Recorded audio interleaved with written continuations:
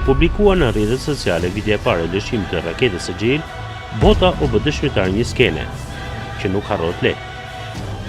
Një flakë e bardhë dhe portokalli e ngriti raketën nga zemra e fushëve të Iranit drejt qiellit. Brenda pak orësh, kjo skenë u bë virale në rrjetet sociale, veçanërisht në platformat Instagram dhe YouTube. Përdorësi i vendosën në një notë që brenda pak orësh u përhap në mbar botën, Ëngjëlli i zjarrit ose Ëngjëlli i hakmarrjes.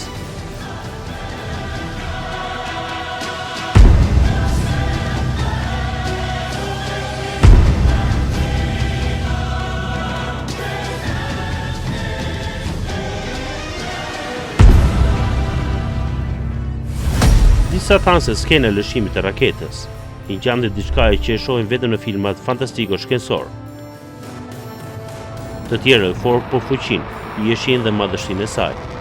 Por më e rëndësishme se pamja vizuale ishte mesazhi që raketa përcillte. Irani është një fuqi teknologjike.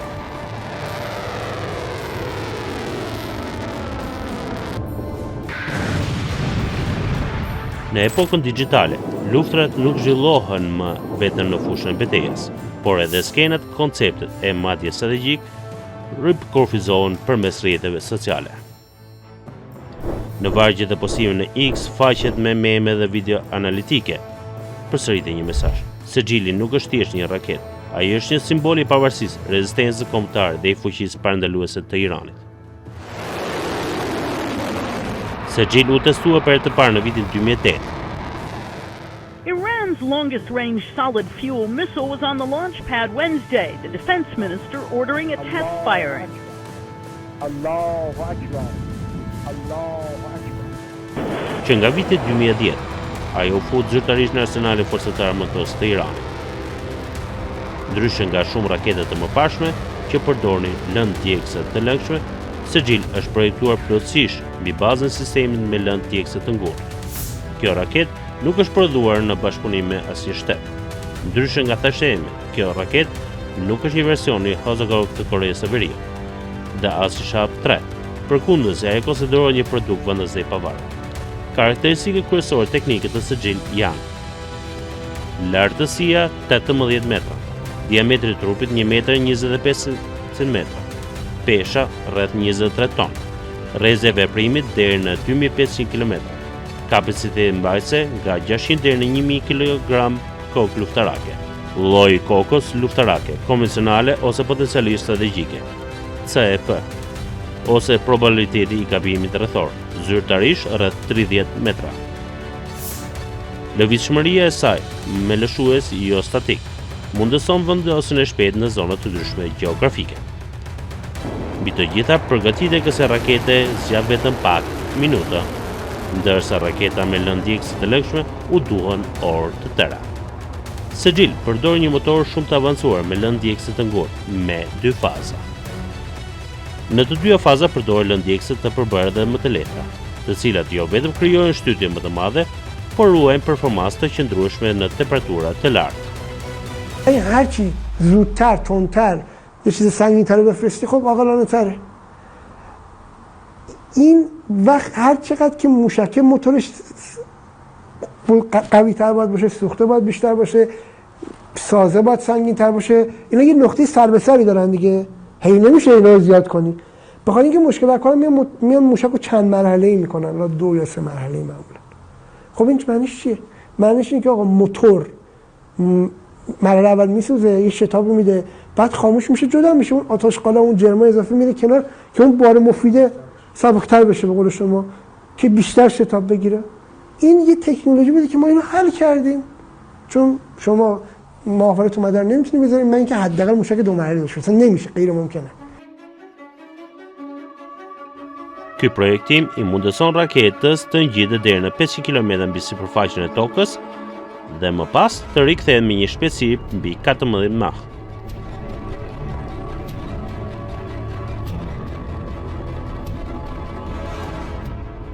Sistemi i drejtimit të kësaj rakete kombinon navigimin inercial me korrigjime të brendshme llogaritëse, i cili me shumë gjas përditësor periodikisht në disa të dhëna satelitore.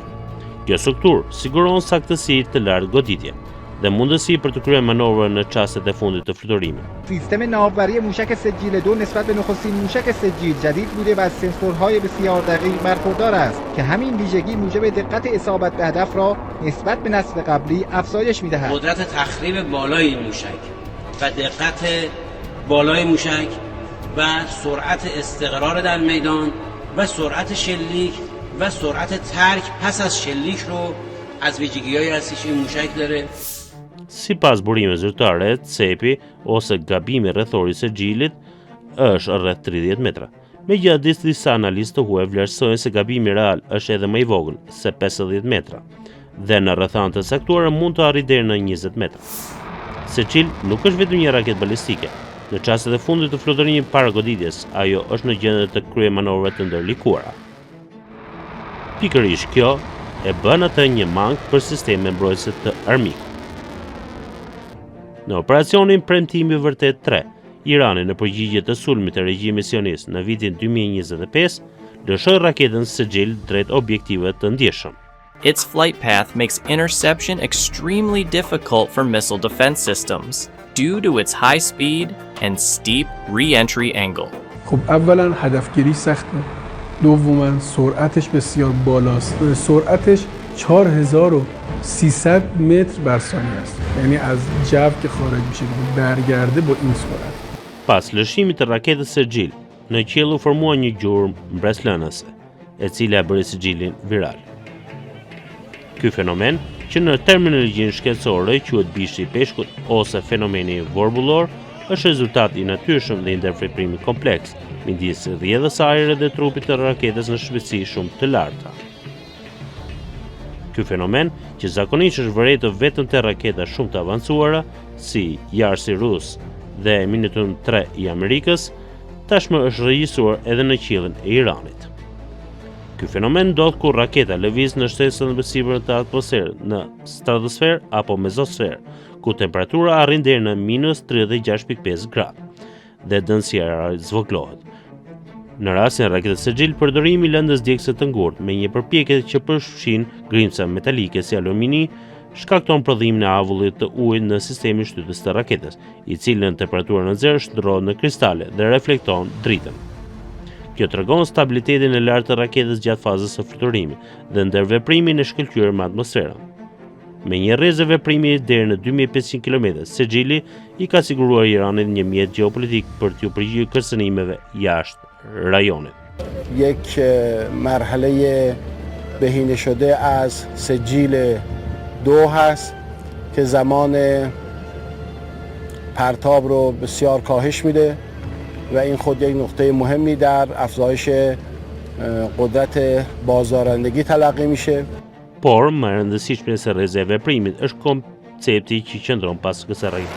Sejili është pjesë e doktrinës parandaluese të Iranit, një vend që për shkak të sanksioneve të gjata nuk ka mundësi të forcojë forcën e vet ajrore.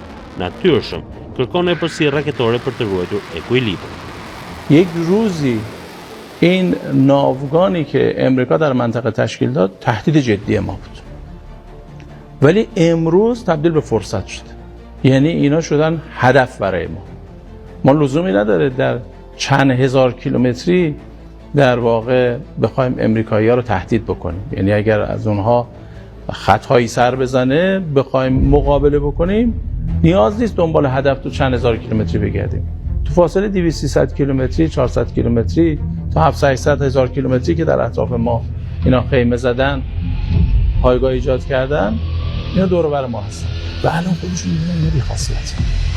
Kjo raketë siguron aftësinë për një reagim të shpejtë dhe të saktë, duke bërë që kundërshtarët pas çdo sulmi të mundshëm të mendojnë shumë herë pasojat e tij.